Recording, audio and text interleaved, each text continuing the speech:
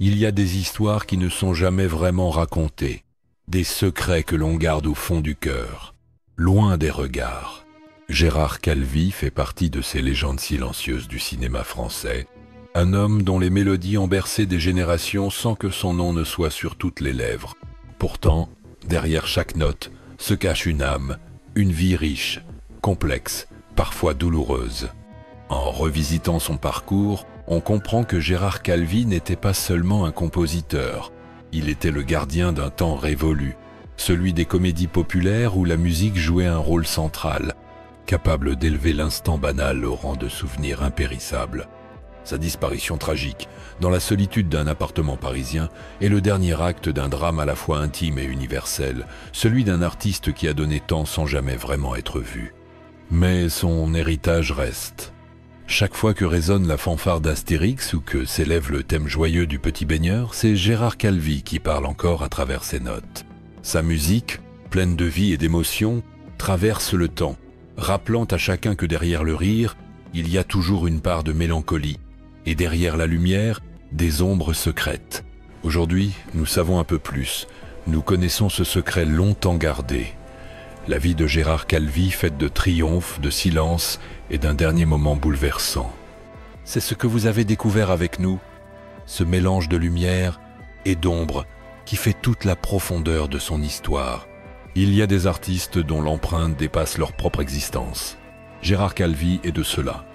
Son nom peut être oublié, mais ses mélodies, elles, resteront à jamais gravées dans notre mémoire collective. Voici le dernier moment de Gérard Calvi.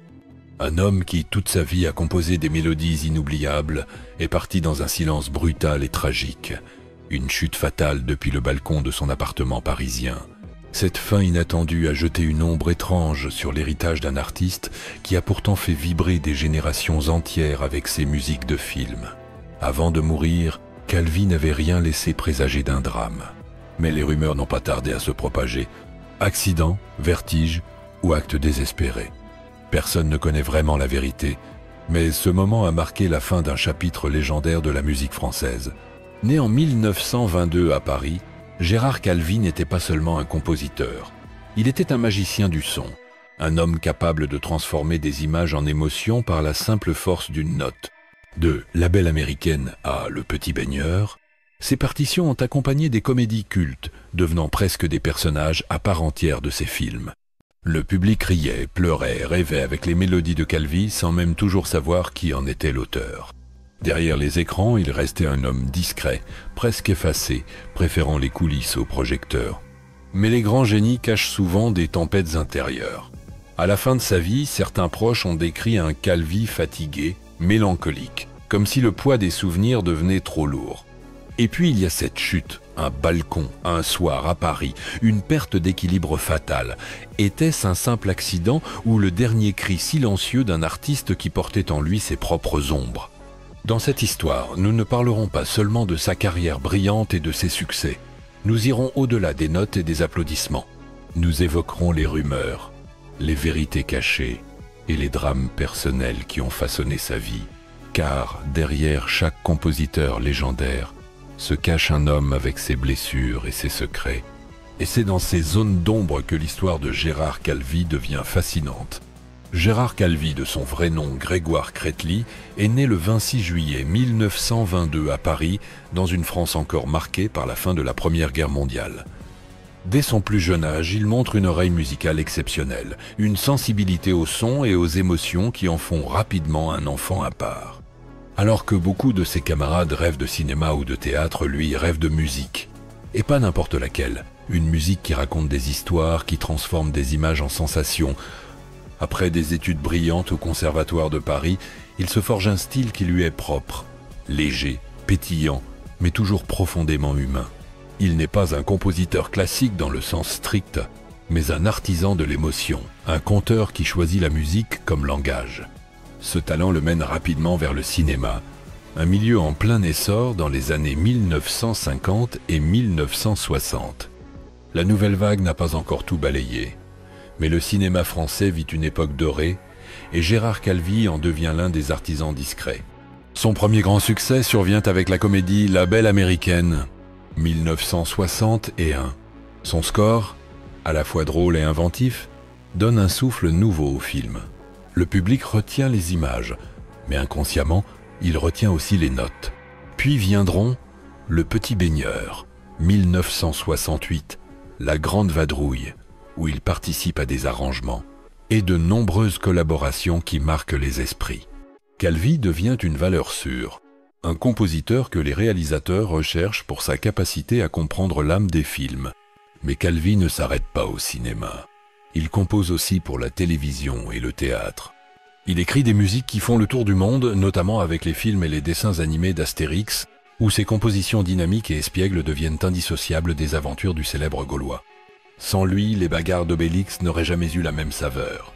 Cependant, malgré son immense succès, Calvi reste dans l'ombre.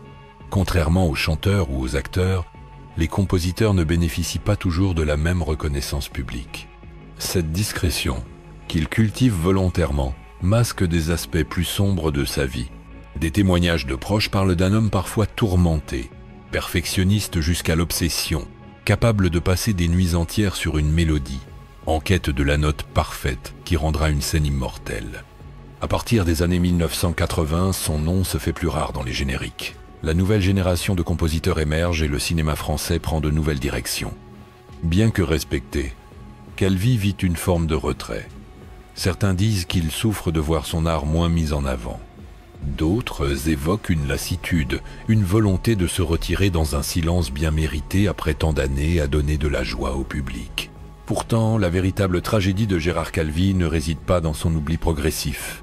Elle se cristallise dans ce dernier événement, sa mort brutale en 2015, après une chute depuis le balcon de son appartement à Paris. La nouvelle choque ceux qui connaissent son œuvre. L'homme qui avait su apporter tant de vie et de légèreté par sa musique quitte ce monde de manière tragique, presque surréaliste. Certains journaux évoquent un accident domestique banal. D'autres, plus sensationnalistes, insinuent que Calvi aurait pu être en proie à une profonde mélancolie. Rien n'a jamais été confirmé, mais cette fin mystérieuse renforce l'aura de mystère autour de lui. Et c'est précisément là que réside le cœur de notre histoire. Comment un homme qui a fait rire des millions de spectateurs grâce à des films cultes a-t-il pu finir dans une solitude si brutale ? L'intrigue que nous allons explorer n'est pas seulement celle de la carrière d'un compositeur, mais celle d'un homme complexe, entre gloire, oubli et un dernier acte tragique qui continue d'interroger. Tout commence par une ascension que personne n'aurait pu prédire. Gérard Calvi n'est pas seulement un musicien talentueux, c'est un artisan méticuleux qui se donne corps et âme à chaque projet. Sa carrière décolle véritablement au début des années 1960 lorsqu'il se retrouve sollicité pour donner un souffle musical unique aux comédies françaises qui allaient devenir cultes. Avec La Belle Américaine puis Le Petit Baigneur, il impose un style reconnaissable, des mélodies enjouées, dynamiques, qui reflètent à la fois la légèreté et l'humour des scènes. Calvi a un don rare. Il sait faire sourire avec ses notes. Quand d'autres compositeurs s'enferment dans des partitions trop techniques ou dramatiques, lui crée une musique qui respire la vie. Mais cette aisance cache un perfectionnisme acharné. Les coulisses racontent un homme qui peut refaire 10 fois un thème, insatisfait du moindre détail. Ce souci de perfection le pousse à des limites psychologiques où chaque composition devient un combat intérieur. Dans les années 1970, il se lance dans l'un de ses projets les plus emblématiques, les musiques des films d'Astérix. À cette époque, le petit Gaulois est déjà une icône, et la mission est de taille. Mais Calvi s'en sort brillamment. Ses thèmes joyeux et malicieux deviennent immédiatement identifiables, au point qu'on ne peut plus imaginer une aventure d'Astérix sans ce fond sonore si caractéristique. Le succès est tel que certains réalisateurs veulent absolument la patte Calvi pour leurs films. Pourtant, le revers de la médaille ne tarde pas. Avec la célébrité viennent aussi les tensions. Calvi n'est pas un homme du monde. Les interviews, les mondanités, tout cela le fatigue.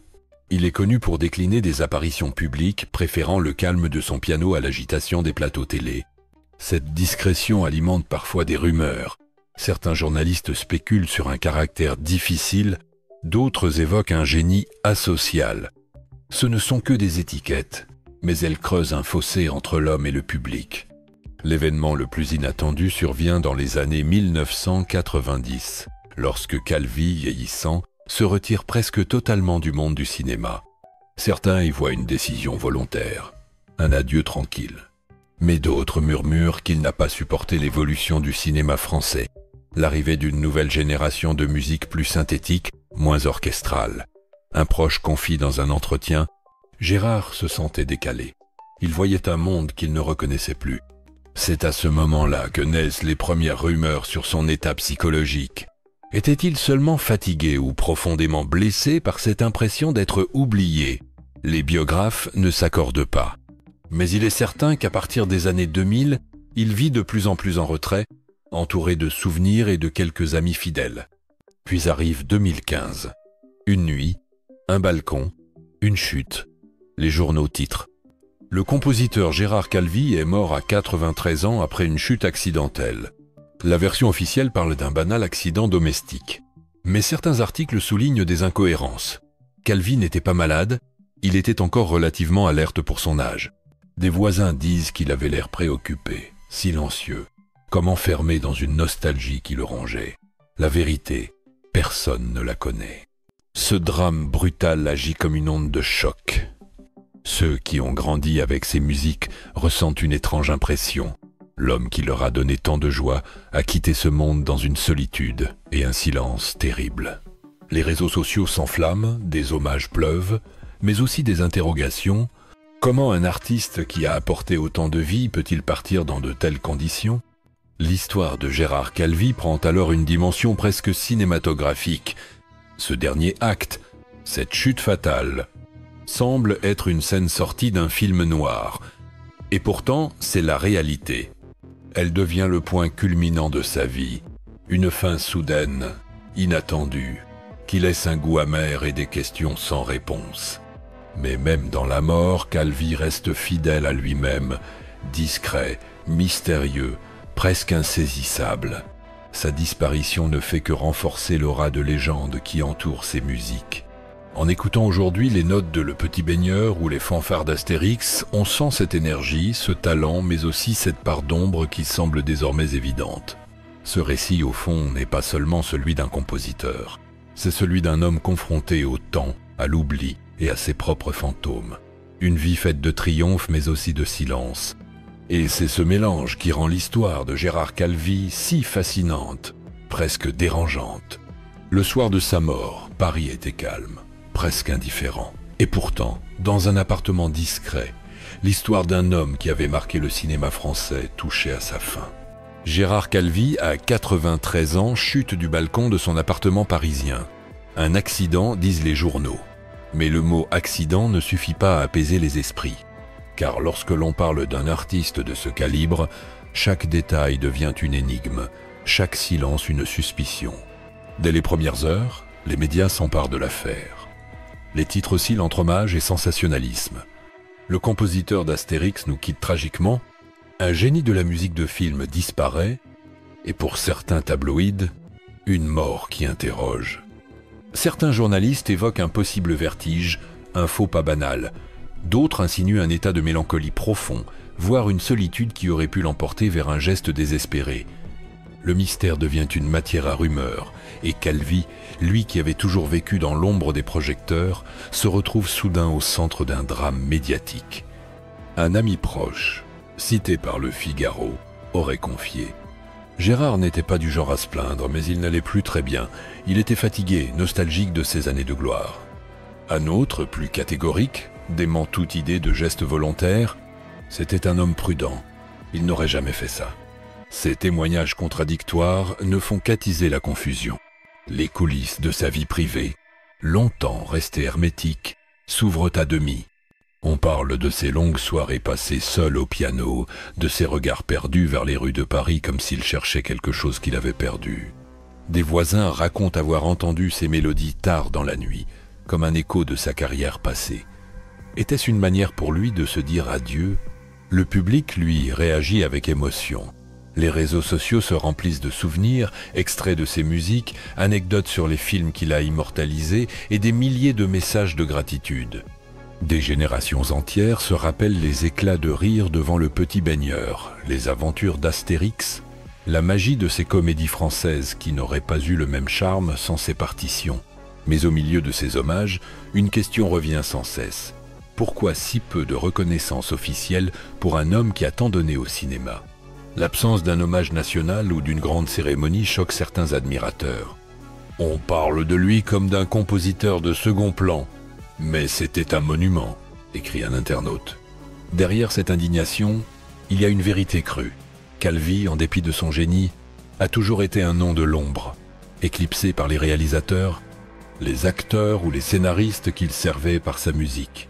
L'émotion atteint un sommet lorsque l'on découvre quelques notes de son carnet personnel, conservées par un membre de sa famille. Une phrase en particulier intrigue. Les mélodies restent, les hommes disparaissent. Ces mots, écrits quelques semaines avant sa mort, sonnent comme une prophétie. S'agit-il d'une simple réflexion d'artiste vieillissant ou d'un aveu plus sombre? Impossible de savoir, mais ce fragment alimente toutes les interprétations. Les médias continuent d'enquêter, fouillant dans ces dernières années, à la recherche de ce qu'ils appellent la vérité noire. Était-il malade, déprimé, ou bien simplement victime d'un destin cruel? Ce manque de réponse contribue à transformer sa mort en une sorte de légende moderne, où chaque zone d'ombre devient une partie de l'intrigue. Dans les émissions de radio, des acteurs et réalisateurs qui ont travaillé avec lui viennent raconter des souvenirs en coulisses. L'acteur Michel Galabru, qui avait joué dans Le Petit Baigneur, avait autrefois déclaré « Calvi, c'était un homme qui savait faire chanter un film. Sa musique était un personnage à part entière. » Ces témoignages rappellent à quel point il a marqué l'âme du cinéma français, même si son nom n'était pas toujours mis en avant. En écoutant ses musiques aujourd'hui, on ne peut pas s'empêcher de ressentir un frisson. Derrière la gaieté apparente de ses compositions, il y a une mélancolie subtile, comme si Calvi avait toujours su que les rires et les applaudissements étaient éphémères. Sa mort brutale ne fait que renforcer cette impression. La vie de l'artiste a été à l'image de sa musique, brillante mais fragile. Ce moment où la vérité noire se mêle aux souvenirs lumineux devient le point culminant de notre récit. Gérard Calvi, en disparaissant ainsi, nous force à nous souvenir que derrière les chefs-d'œuvre se cachent des hommes de chair et de sang, avec leurs failles, leurs regrets et leurs mystères. À travers l'histoire de Gérard Calvi, une question persiste. Comment un compositeur aussi brillant a-t-il pu rester si peu connu du grand public, alors que ses œuvres font partie de notre mémoire collective? La vérité, c'est que Calvi n'a jamais cherché la lumière des projecteurs. Contrairement à d'autres artistes de son époque, il n'avait ni le goût des interviews, ni celui des mondanités. Sa passion était dans la création pure, dans l'alchimie entre une image et une note, et non dans la construction d'une image publique. La chaîne considère Gérard Calvi comme l'un des piliers secrets du cinéma français des années 60 et 70. Sans ses compositions, La Belle Américaine ou Le Petit Baigneur n'auraient pas eu la même magie. Il avait ce talent rare de transformer une scène banale en un moment inoubliable grâce à la musique. Ses collaborations avec des réalisateurs comme Robert Déry ou Gérard Houry l'ont élevé au rang des compositeurs incontournables de la comédie française, même si son nom n'est pas aussi médiatisé que celui de Michel Legrand ou Georges Delerue. Mais au-delà du talent, il y a un paradoxe. Calvi, malgré ses succès, semble avoir toujours eu une relation complexe avec la reconnaissance. Était-ce un choix de rester dans l'ombre ou une frustration silencieuse de voir son travail éclipsé par les acteurs et réalisateurs? La réponse n'est pas claire. Toutefois, à la lumière des événements entourant sa mort, il est difficile de ne pas se demander si cette invisibilité publique n'a pas joué un rôle dans la solitude de ces dernières années. La chaîne voit en lui un artiste authentique, sincère, mais aussi un homme marqué par une sensibilité extrême. Les rumeurs qui ont suivi sa chute fatale, qu'il s'agisse d'un accident ou d'un drame plus sombre, ne doivent pas occulter l'essentiel. L'héritage musical qu'il laisse est immense. Chaque note de ses bandes originales raconte une histoire. Chaque mélodie est un fragment de mémoire qui traverse les générations. Et vous, que pensez-vous de Gérard Calvi? Avez-vous déjà pris le temps d'écouter attentivement ses musiques, de les isoler du film pour mieux en savourer la beauté? Pensez-vous qu'il mérite d'être plus reconnu, peut être même réhabilité comme l'un des grands compositeurs français du XXe siècle? Nous voulons connaître vos impressions. Lorsque vous entendez les thèmes d'Astérix ou de La Belle Américaine, Ressentez-vous ce mélange de joie et de nostalgie qui semble définir l'essence même de son art?